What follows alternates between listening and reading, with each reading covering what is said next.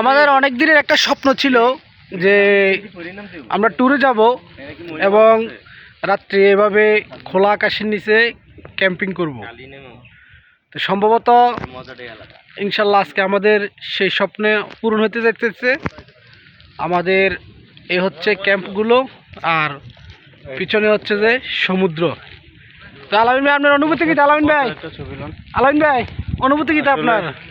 অনুভূতি, এই ধরনের ট্যুরগুলো একটু খুব কষ্টকর হয়, কিন্তু অনেক বেশি আরামদায়ক। এবং আরামদায়ক বলতে আসলে মন প্রশান্তিতে ভরে যায় আসলে। না আসলে মানে বিষয়টা হচ্ছে যে ধরুন আপনি তো অ্যাভেলেবেল ট্যুর করেন, তো এক্ষেত্রে আমরা যে এই যে সামনে আমাদের যে সমুদ্র, আমরা এখানে যাবো না আজকে রাত্রে ক্যাম্পিং করব, তো এটা তো অন্যরকম একটা মানে আপনি এখানে আসলে ট্যুরের সকল প্যাকেজ একসাথে পাবেন।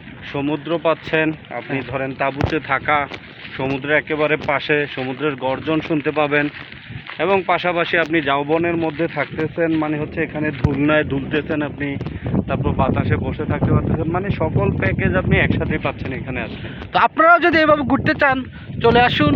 সেটা হচ্ছে যে আপনার কক্সবাজার থেকে সোনাদিয়া দ্বীপে এখানে আসবেন, লাল কাঁকড়া বিচ।